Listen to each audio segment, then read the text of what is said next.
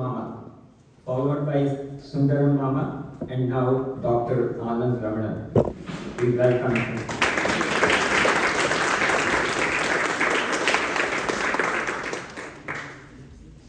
Looking back, how the humble beginning of Sri Ramanasramam started soon after the Samadhi of Mother Alagamard in 1922. It all started only with one hut at Mother Samadhi in 1922 and 2 huts by 1924. But by the end of 1950, just before the Mahasamadhi or the Nirvana of Bhagavan, he told a lot of distraught devotees, saying, "Where am I going? I will be always here." And which is so true.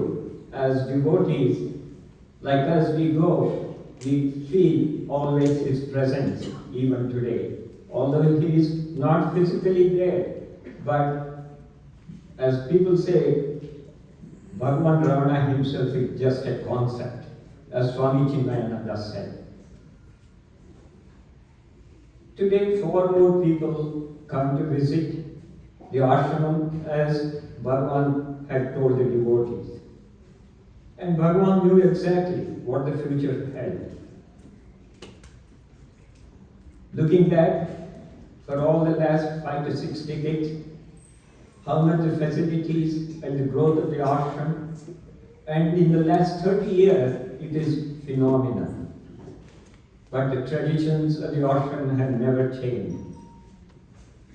Bhagavan Ramana lived forever, inspiring thousands of seekers across the world to find the answers for who am I, or living in the present, or abiding in the south. Is there a better place for the seekers where Bhagavan lived for 28 years in what we call Sri Ramanasramam, and a total of 54 years around the hill of Arunachala in Tiruvannamalai. The peace and tranquility of the ashram is very unique. We at Arunachala Ashram, which was started in 1966, has always maintained a very close relationship with Sri Ramanasramam. We always treat Bhagavan Ramana and Sri Ramanasramam or the umbilical cords for us. It is a privilege and Bhagavan's grace. We are all able to celebrate this unique 100 years of celebration. Om Namo Bhagavate Sri Ramanaya. I request Badri to introduce Swami Sarvapriyananda.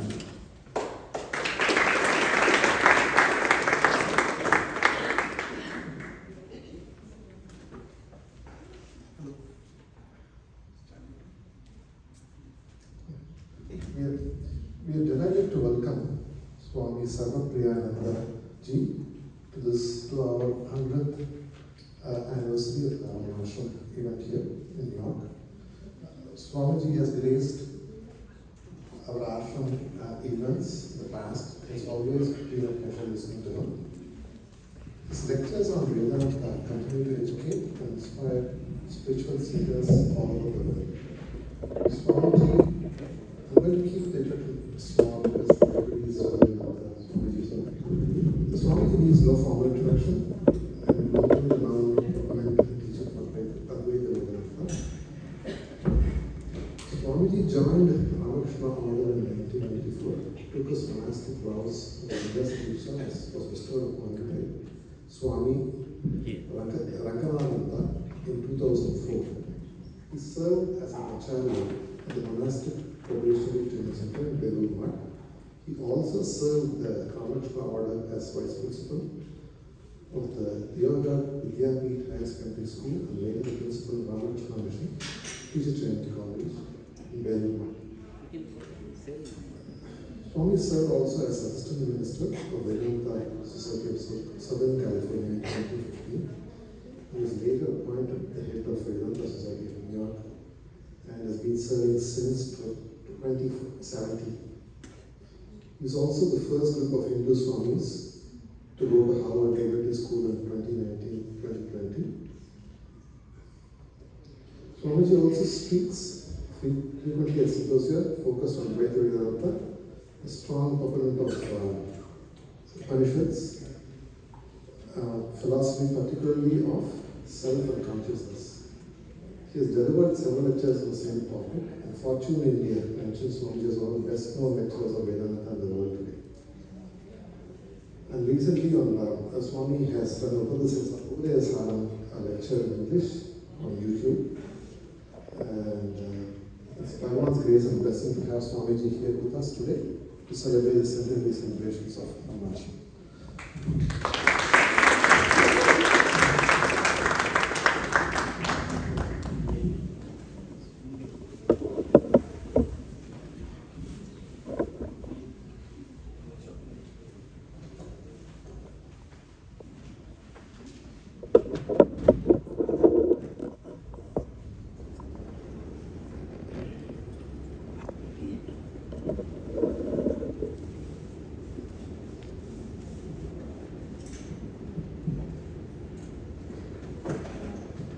Om Asatoma Sadgamaya Tamasoma Jyotirgamaya Mrityurma Amritam Gamaya Om Shanti Shanti Shanti. Om, lead us from the unreal to the real, lead us from darkness unto light, lead us from death to immortality. Om, peace, peace, peace. Namaste and good morning, everybody. Respected Dr. Ramana Ji, respected Mohan Ji, other friends from the Arunachala Ashrama, authorities of the Hindu temple here, friends, devotees. It's an important occasion, and I feel inspired and blessed to be part of it. It's like the blessings of Bhagavan Ramana. We are all blessed. See, the city is one of the largest cities in the world, and out of millions and millions of people, we have been called.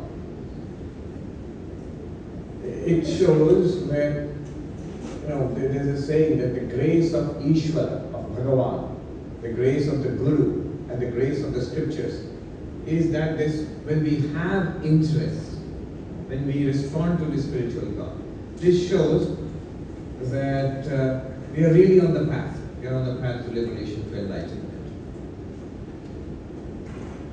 I'm reminded of this nice little parable of the washerman and the diamond. See, there was a washerman. You have to conceive of a washerman in India. So he found this diamond. He didn't know what it was. He thought it was a rock. And after the way of the washerman there, and at least at one time, we have seen this. On the bank of river, they would take the dirty laundry and they would clean it, they would beat it on the rocks and they would scrub it. They would get it clean. Now, this washerman, he found this amazing stone. He didn't know what it was. It's a big diamond, but he used it as a rock to scrub dirty laundry. And in this way, his days passed. Difficult, poverty, hard work. One day, he was curious about that stone, so he took it to his friend, the vegetable seller, and asked him, "What is this? It seems interesting." The vegetable seller said, "It seems to be an important or a significant thing. I will give you 10 rupees for it. Give it to me." Luckily, the washerman did not sell it to the vegetable seller. He went to somebody else who knew a little more, and then he went to somebody else who knew even more. Finally, he went to a diamond merchant. And the diamond merchant said, "My God, this is the most magnificent diamond that I've ever seen in my life. I will give you, 10 million rupees for it." And the washerman sold the diamond, and all his poverty was removed, all his sorrows went away. The interesting thing is, the washerman always had the diamond. It was right there. But he did not recognize it for what it was. Just like that, we have it. We have the diamond right here. Who is here who is not aware? We are all aware. If you are listening to this talk, you are aware. If you are seeing this hall, you are aware. Or if you have fallen asleep, which happens in Vedanta talks, and you are dreaming, you're still aware. You're still aware. If you are in deep sleep, Vedanta will stay, you are still aware. Just aware of nothing, blank. So awareness we have. But we don't know what it really is. Our attention is not towards the awareness. Our attention is towards the objects of awareness. The Kathopanishad says, Paranchi khani vyatrinat swayambhu tasmat parang pashyati nantaratma. Our senses and our mind, our whole attitude is turned outwards. The Lord has created us in such a way. So we see things, we hear, we smell, we taste, we touch, and what we have sensed, we think about those things, we remember those things, we desire those things, we hate those things, we work towards getting those things, we work towards avoiding the things we don't like, and this is our life. But all of this is possible because you are aware, because you are conscious, because of consciousness itself, awareness itself. But we have no interest in that awareness, which makes all of life possible. Everything that we do in life. So we are like that washerman who used the diamond to scrub dirty laundry. We are using this awareness for, all the experiences of our life. But not paying attention, not turning the awareness to awareness itself. What is it?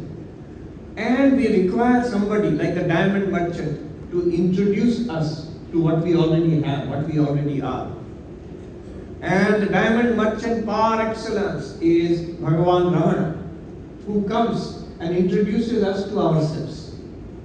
And thereby, just as the washerman's sorrows, problems were solved by recognizing the value of the diamond which he had already. When we recognize what we are, when we see ourselves for what we are, all our problems are solved at a very deep existential level. Swami Vivekananda, when he was here in the United States, he would sometimes say to his American disciples, if only you knew what you were, if only you knew what you are. So if only we know what we are, this quest to know ourselves. I remember in the Upadesha Sara, there is a very sweet little verse where Bhagavan Ramana introduces the whole of Vedanta in just a few words. Ahamayam kuto bhavati jinvata aipatatyaham nija vicharanam. So when a person inquires, this I sense, where does it come from? What is it? Then what happens? This self-inquiry, what does it lead to? Bhagavan says, aipatatyaham. He says, oh, amazing. An amazing result comes. Suddenly it will come. What will happen? This I sense will fall apart, will disintegrate. And then what will happen? I will disintegrate. No, you will not disintegrate. You will realize what you are for the first time. And this happens nija vicharana, by inquiring into ourselves. What is this inquiry into ourselves? We'll talk about it for a little while and let's see if it works. It is an inquiry into our own experience of ourselves. Before I launch into this, remember, Bhagavan Ramana himself never did this. He did not need to do this. He did it in a very rudimentary, simple form, and that was enough for him. We know the whole story of how, as a young boy, he laid down once and visualized, tried to imagine strongly that suppose I'm dead. Suppose his body is just lying dead. No, not breathing, not seeing, hearing, smelling, touching, anything. Mind is shut down, not thinking anything. And he did it so strongly, suddenly he realized everything is gone, but I am not gone. He realized that what that I is, the real I. When the transactional I, the ahankara, the ego, that separation happened, it fell apart for him. He realized what he truly was. Note that he did not go through studying Vedanta, Shravana, Manana, Nididhyasana like we all do. We study the text, we will go to teachers, we watch YouTube talks, nothing. He didn't do anything at all. straight away. And then after that also, it's not that he ran to a library to see what happened to me, let me find out. No, he had got the reality. And what he did was, he stayed with that reality. He stayed with that reality. This is the sign of a fully enlightened person. Once they discover it, they want to immerse themselves in it. Sri Ramakrishna says, in that stage, 21 days, more than that, the body does not stay. And there are, of course, different stages of this. It's an immersion of the highest samadhi in your real nature. And there are different stages. Vedanta speaks about 4 levels after enlightenment. Brahmavid, the knower of Brahman, the one who has realized I am Brahman. And then there is the Brahmavid Vara, a superior knower of Brahman, who has realized that I am Brahman and can immerse himself or herself in that reality which he has found and stay there in samadhi, completely oblivious of the external world. But after some time, that person comes back to an awareness of this external world. So there are these 2 stages, and these are not stages of the Atma. These are not even stages of the enlightened one. These are stages of the mind. So this is called Samadhi and Vyuthana. What Krishna was asked by Arjuna in the 2nd chapter of the Gita. An enlightened person, Sthita Prajna. How is that enlightened person in Samadhi? How is that enlightened person when he is not in Samadhi? Vyuthana, walks, talks, interacts. Then there is another level which is called Brahmavid Variha, which means the person gets immersed in Samadhi and cannot come back by himself. So somebody else, we would often see this in the life of Sri Ramakrishna, if you see the Gospel of Sri Ramakrishna, Kathamrita. Sometimes he is in Samadhi and then somebody else has to chant the name of God in his ear, chant a mantra, then only he comes back to external awareness. By himself he cannot come back. The absorption is so deep.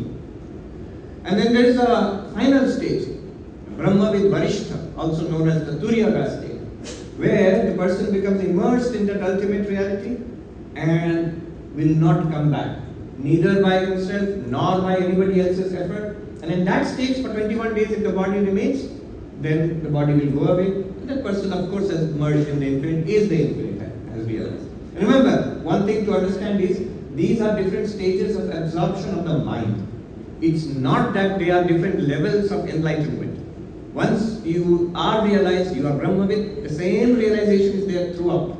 But the mind differs for different sadhakas.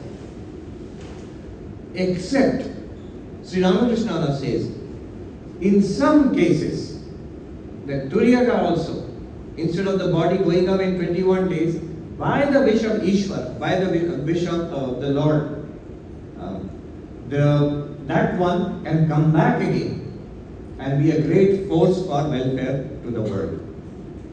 If you notice in Bhagavan's life, after the enlightenment, he goes and remains immersed there, day after day, week after week, month after month. His body really went away. The termites bit into his leg. He was completely oblivious of the external world. So, I think this is one of those rarest of rare cases, where after that complete immersion, the highest Turiyaga also, he comes back again. And this is the will of Ishvara, of the Lord, and becomes this force which we are experiencing here. 100 years later, 100 years after the establishment of the ashram, 100 years later here in New York we are experiencing. Across the world we are experiencing. What was Vivekananda said, that knowledge, which the highest knowledge of Advaita Vedanta, which was the property of a few monks and few pandits. He said, I will take it and spread it across the world. That knowledge which was restricted to caves and mountains and forests, I shall spread it across the cities of the world. See now, because of the influence of Bhagavan Ramana, you see how everybody across the world, this is our common heritage, our spiritual heritage now. Now back to the diamond. So, as I said, we already have that diamond. We only need to notice it, appreciate it for what it is, and that will solve all our problems. How? Notice here that we are all aware. Just now you are looking at me and listening to me, you are aware. And notice what is happening right now. See, this self-inquiry. What kind of inquiry is it? There are multiple methods in Vedanta. There is Drigdrishya Viveka, the analysis of the seer and the seeing. There is the Panchakosha Viveka from the Taittiriya Upanishad, the analysis of the 5 levels of the human personality, more and more subtle, more and more inner. There is the Mandukya Upanishad based Avasthatraya Vichara, an inquiry based on waking, dreaming, deep sleep. So multiple methods. Sureshwaracharya, the great disciple of Adi Shankaracharya, he says that all these methods are there. And by whatever method a person comes to enlightenment, all those methods are welcome. See the completely liberal attitude, open to whatever may come in the future also. By any method you become enlightened, it is welcome. He says, all are welcome. So these are many, many methods. And notice, Ramana Maharshi never used any of these methods. Neither did he learn them, nor did he use them. Directly, just a question occurred to him, and he became enlightened. Notice also, when we talk about these methods, Panchakosha, Drigdrishya, Viveka, Avasthatraya, a person who is enlightened, when that person turns the attention back to the reality, which is his own reality, they don't use these methods. These methods are used only for us, to acquaint us with the diamond, to make us acquainted with our real nature. Once you are acquainted with it, then you don't have to, if you are a Brahmagyani, you don't have to sit and do, what are you doing? Drigdrishya Viveka I am doing. You don't need to. Because the method has worked, you need not use it again. Sri Ramakrishna gave the example of, if one thorn is in your flesh, you take another thorn and pick out that thorn, and then throw both away. Don't keep the second thorn in your flesh next time. So the method is also discarded. You know you are Brahman. It's absolutely clear and available to you now, all the time. The essential approach is this, in all the methods. Notice that you are aware now. You are listening, you are seeing. Now, look carefully. This awareness, because of which I am able to see you, and this same awareness, because of which I am able to hear, seeing you and you're hearing my voice, seeing and hearing, these are two different things.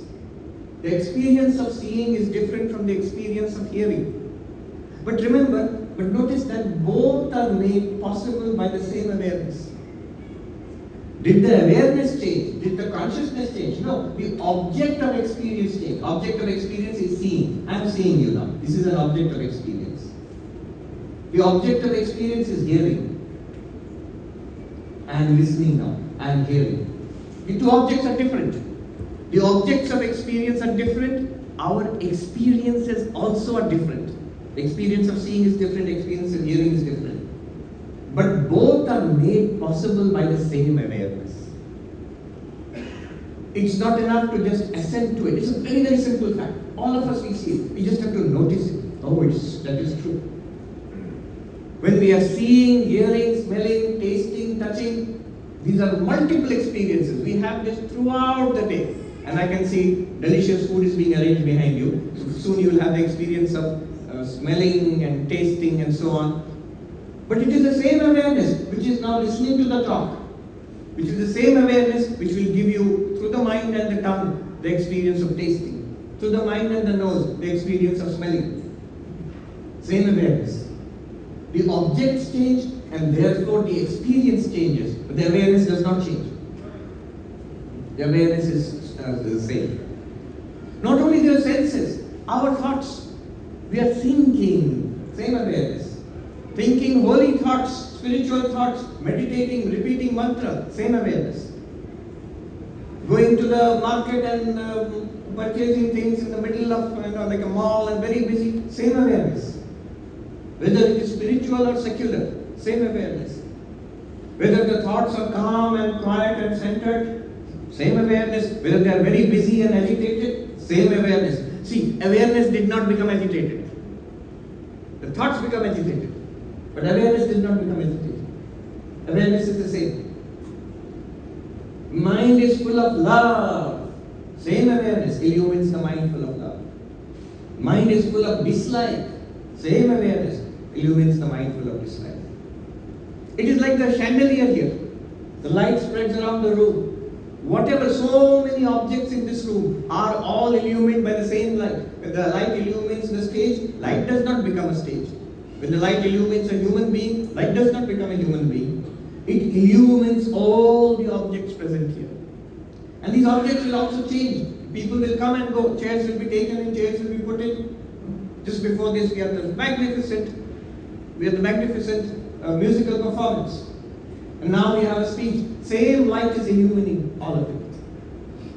And also, very interesting, when everything goes away, all the chairs are taken, everybody has left the hall, empty hall, illumined by the same light.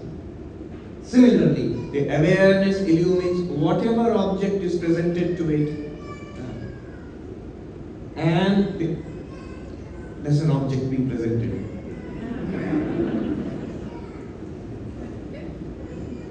It's being illuminated. Just use it as an exercise. See? It is shining in awareness.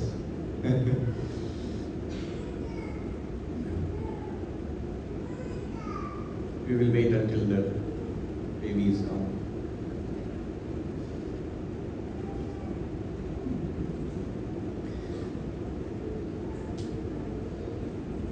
Emotions, likes and dislikes, happy and sad, all illumined by the same awareness.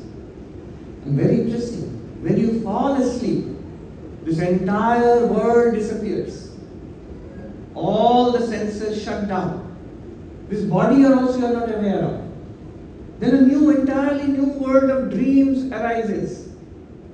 Different people, different place, different activities. Even though there is a body in the dream, a different body, which is imagined in the dream, but it feels real. And all of that, this extraordinarily different experience is illumined by the same awareness. Again, one must acknowledge this, not just assent to it. Okay, yeah, it seems to be right. But notice, yes, it's true. My whole world went away, including my body, including the time and space I was in. Bedroom, I'm going to sleep. That's gone from the awareness. And a new world is coming. Same awareness is illuminating. And then everything goes away. Deep sleep, same awareness is illuminating.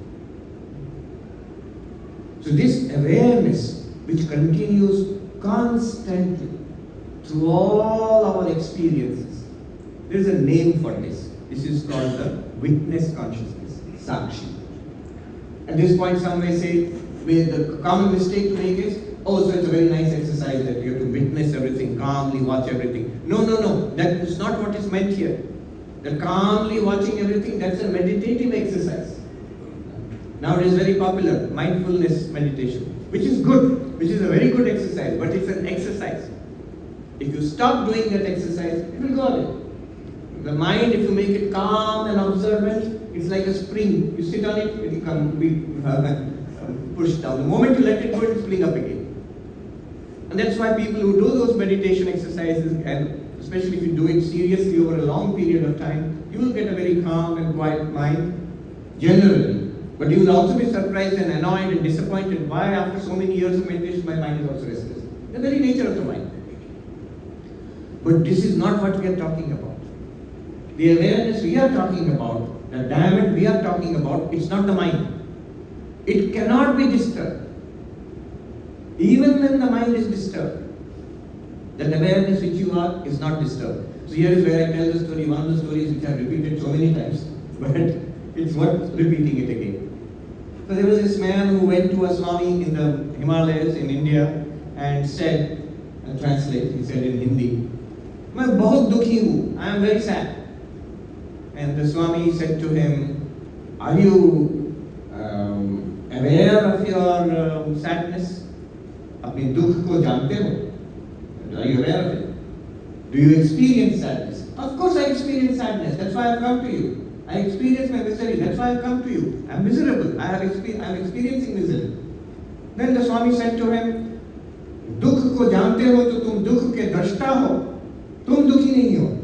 If you are aware of your misery, then you are the witness of the misery. You are the light which is illumining the misery. You are the awareness to which misery is appearing. You are not miserable. You are not miserable. See, the light when it falls, as I said, Light illumines the stage, it doesn't become a stage. Light illumines the podium, does not become a podium. A light illumines the person, light doesn't become the person. Nor does it stick to the stage or the podium of the person. When I go away, will I shine a little bit because I'm carrying some of the light away? No. When we all go away, will the hall become dim because we've taken the light away from here? No. The light just illumines completely unattached to what it illumines. Similarly, it's an example.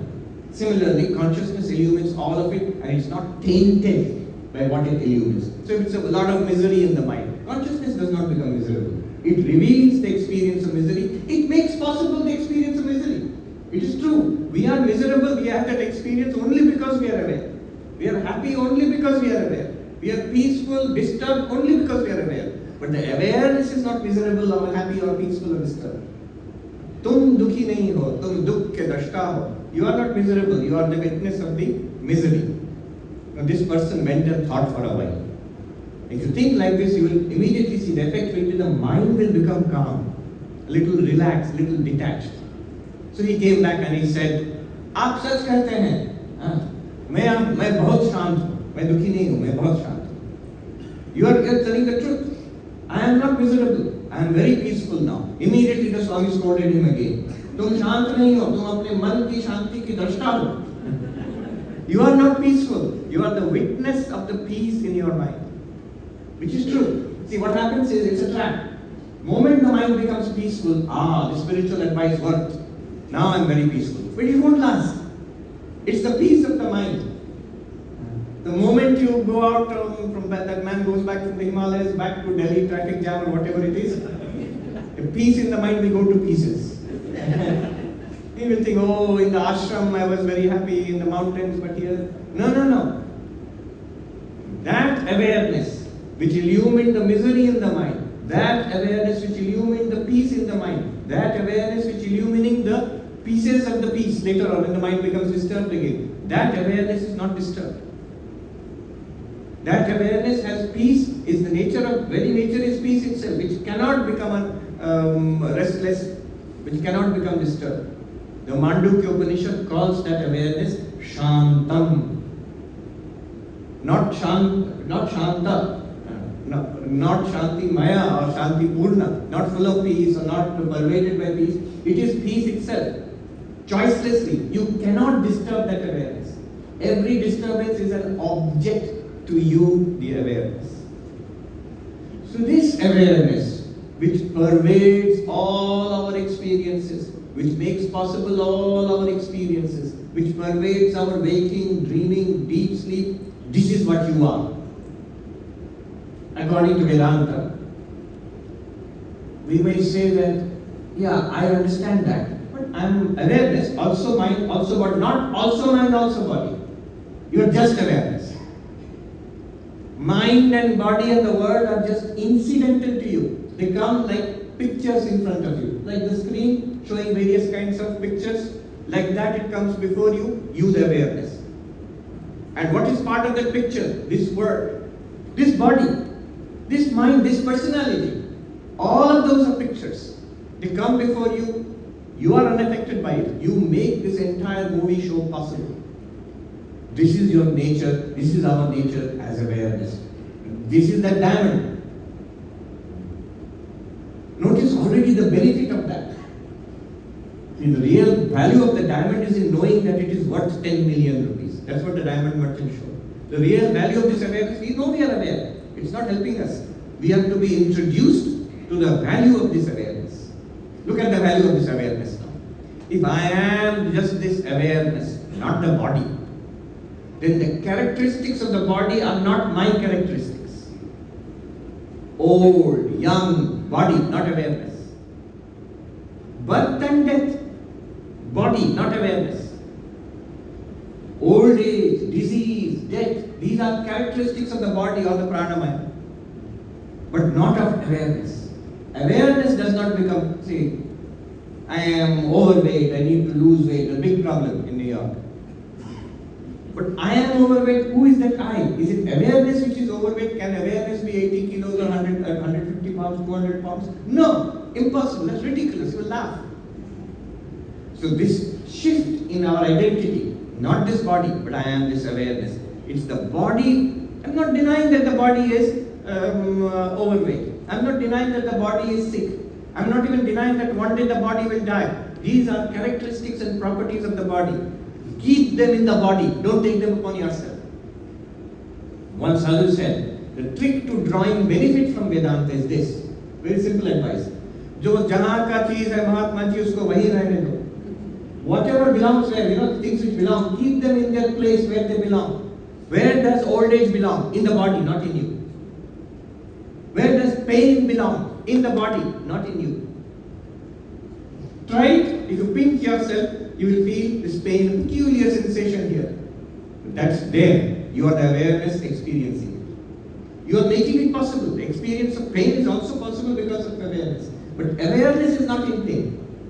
The pain is in the body. Make sure that you keep it where it belongs. जो जहाँ का चीज है उसको वहीं रहने दो. Restlessness.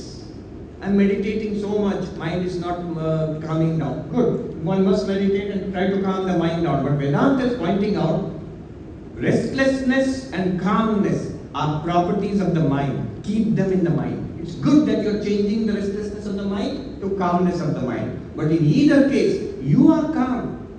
You cannot be disturbed. You have the peace which cannot be disturbed. Because that awareness cannot be disturbed. You be happy. Then what about the calmness of the mind? It's a good project. It's a great practice. The mind is your instrument. If the mind is calm, then it's much more useful. If the mind is disturbed, it's not useful to you. So it's a meditation is a great instrument for calming the mind down, for clearing the instrument. It's like polishing the mirror. Swami Vivekananda said, all that we can do is polish the mirror. You cannot improve the Atman. You can polish the mirror, the mind, purify it, concentrate it, make it peaceful. These are all very good practices. But remember, in either case, if your meditation is very good, you are the ever perfect, ever undisturbed Atman. If your meditation is not good and disturbed mind, you are the ever perfect, ever undisturbed Atman. In either case, choicelessly so you are that. You are very upset. Or mind is disturbed by some problem in the world or some strong desire, even then you are the choicelessly calm, ever pure Atman. One must notice it as a fact, not as a kind of positive affirmation. I am Atman Satchidananda. That's good, but that's not Vedanta. Vedanta is, take a look at yourself.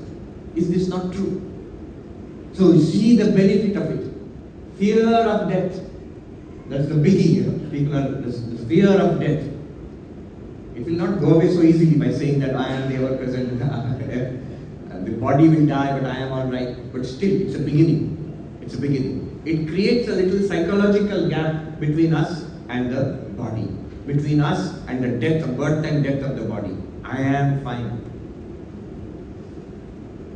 You need not be afraid of death. Vivekananda says that it's less than one hair falling from the head, like the one body going away. How many bodies have come and gone in our journey through many lifetimes? We are all masters at dying. PhD at dying. We have done it so many times in many lives, we need not at all be afraid of it. It is not our death anyway. So, see the benefit of realizing yourself as this ever-present consciousness, as this awareness. Further, question will remain. So, I am not the body, not the mind, these are objects. I am the ever-present Atman, the consciousness. These objects are changing. Body is changing from birth to childhood to middle age, old age, and death one day. Mind is continuously changing. And I am free of those changes. I am illuminating them. I am enabling the experience of those changes. But so many bodies and minds are there. So in each of them, separate consciousness is there or not? This question will come. And the answer in Vedanta is no. Apart from body and mind, you cannot distinguish one consciousness from another. Consciousness is not a multiple. In the Bhagavad Gita, Krishna says, Kshetragyam chapi mam vidhi sarva kshetreshu bharata. O Arjuna, in all these bodies and in these minds, there is one knower, one illuminer, one consciousness. And I am that. So Krishna gives you the idea of one consciousness in all bodies. And and also the idea of God in Vedanta. It is that one consciousness shining through all bodies and minds. So you must know, you have witness consciousness. I am witness consciousness in this body and mind. The same witness consciousness in every body and mind. We are all one at the level of awareness or consciousness. Immediately somebody will ask that, but I know the contents of this mind. Why I don't know the contents of all the minds if I am the same consciousness everywhere? There is a subtle point here. Remember, when we say I know, already I, the awareness, have become identified with this mind. And the process of knowing is a process in the mind. So in each mind I am the knower of that mind. In this mind I am the knower of this mind. This is a Vedantic concept called upadhi, the associated adjunct. So in this upadhi, I am the knower in this body mind, and through this body mind I know everything. And there also I have the same thing. Now if the upadhi were all bodies and minds, that is Ishvara's position. The Ishvara can know the contents of every mind. But regardless of whether I know the contents of every mind, I am the same consciousness which enables all minds to function and illumines all minds. I feel one with everybody. You see the benefit of that. We have these samsara in our relationships with others. I love this big person. I dislike that person. I am indifferent to that third person. This is samsara. The enlightened one has no such feeling at all. Has the feeling of oneness with everybody. That's why when you come to a person, a spiritually advanced person, when you come close to this person, you immediately, one thing you will feel is, this person is my very own. You feel a kind of kinship with that person. Because that person functions like a mirror, has no hold on this individuality of himself. So he feels, I am one with all of them. That's why you immediately feel, the enlightened person, the spiritual person is on my side, always my well-wisher. Well-wisher in the highest sense. They may scold you, may push you towards spiritual life, but they know spiritual life is the greatest blessing in our lives. So, the benefit of that, oneness of all existence, because we are the same consciousness in all beings. And one more thing Advaita will say is that, what about this universe then? I am consciousness, very good.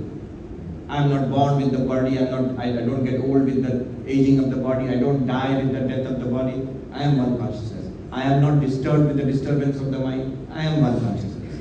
I have no feeling of other with regard to others. We are all one being, as consciousness. But what is this universe, this physical universe, this body, this mind, these objects, what are they? The objects which come in consciousness, what are they? We normally feel they are different. So here is where the light and object example will break down. Here the light is different and the stage, podium, microphone are different.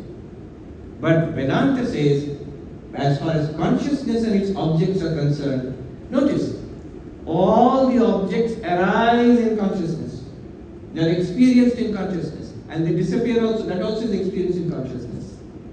There is no possibility of any experience of anything outside consciousness. Because experience means you are conscious.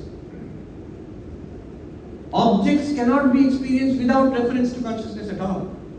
So Vedanta makes the amazing claim, whatever you are experiencing, whoever you are experiencing, your own body and mind, external world, everything is nothing but you, the consciousness.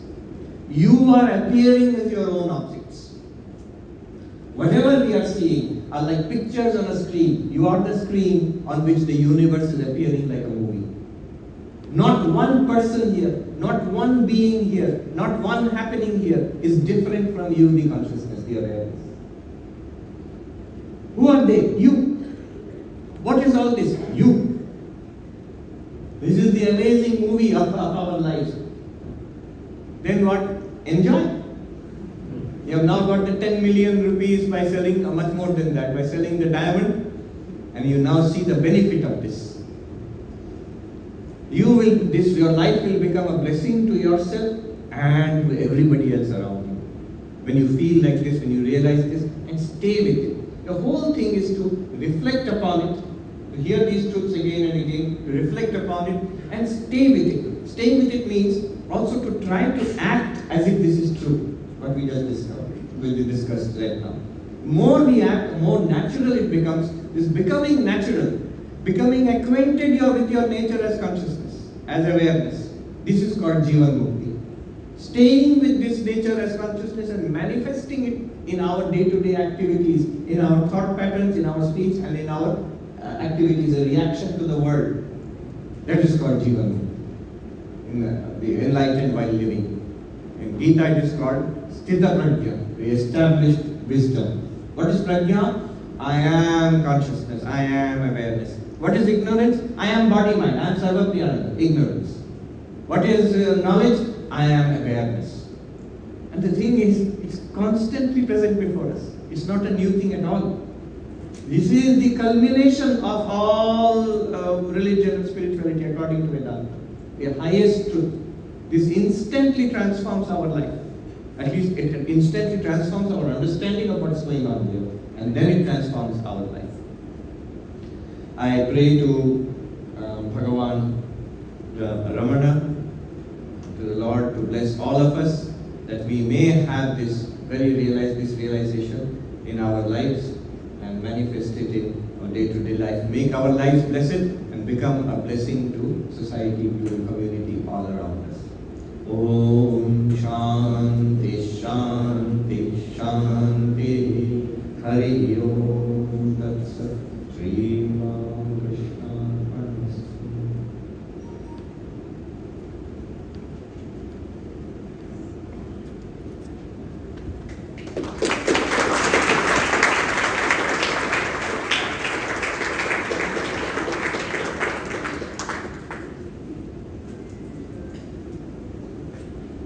Thank you, Swamiji, for your enlightening talk. We have been always privileged to hear Swamiji for our global satsang, and also he has come to Arunachala Ashram a couple of times, and I'll give you a small, on the lighter side. This was about a couple of years back. He came to Arunachala Ashram, and it snowed heavily on the previous day. I got a call from Venice Hotel. Shall we cancel it? He called me at 1 o'clock, and again he called me at 4 o'clock and said, we shall still do it, Swamiji is coming. And yesterday it reminded me, with all the rain pouring, again we were back to square one. But with Swamiji's blessings, it always works out. People will always come, and we are always blessed to hear his thoughts.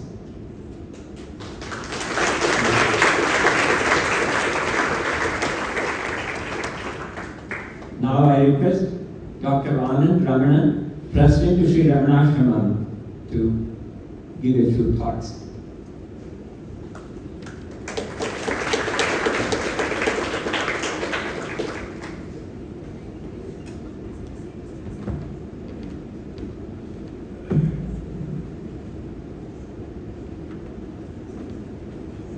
Antaryasya bahirvidutatimram jyotirmayam shashvatam sthanam prapi virajate vinmatam ajnanam unmulayan ashyan vishmapita gulasati yo vishvasya pare parah tasmai Shri Ramanaya lokagurve shokasya hatre namaha tupari villa ippirappenpaya uppidavaye Arunachala. Good afternoon.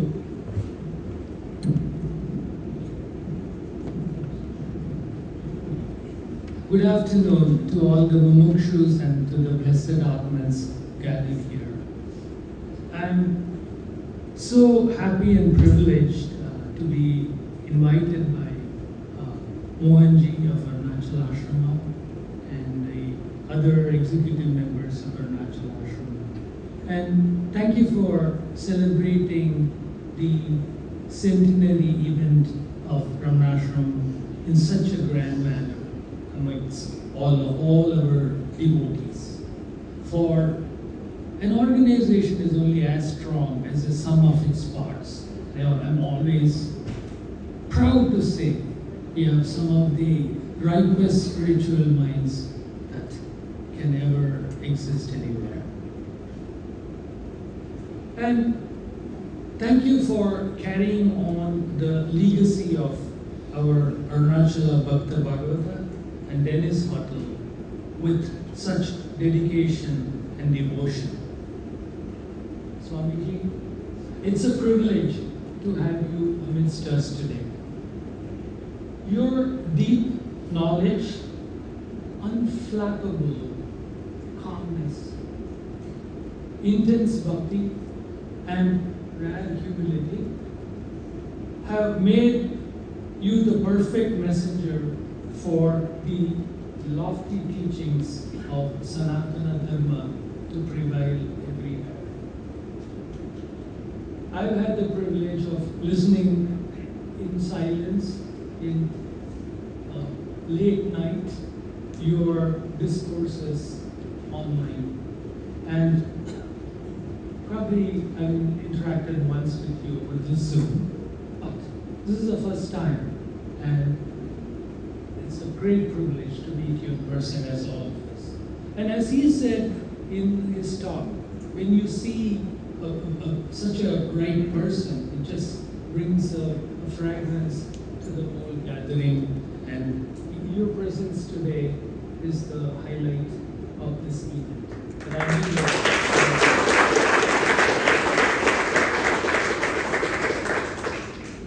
Friends, the topic I have chosen today is our twin topics, because they merge seamlessly into one.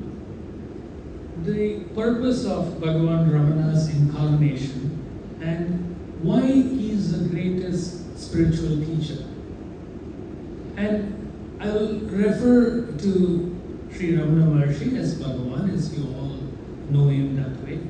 And Bhagavan is the incarnation of Dakshinamurti and Adi Shankara. Friends, I'm not making this up. He is great grandnephew or the president of the ashram. I'm going to quote Bhagavan Ramana himself. And there is an invocation slogan composed by Bhagavan himself in the Tamil translation of Shankara's Dakshinamurti Shloka. And I promise you this is the only one I will read. I'll just read the translations going forward as I look at all read. So it reads, Mannuva Munivar Shanti Mannave Tenmuka Murtiyar Tigöldu Ulamam Thannile Tigöl Ita Tudir Tanmayam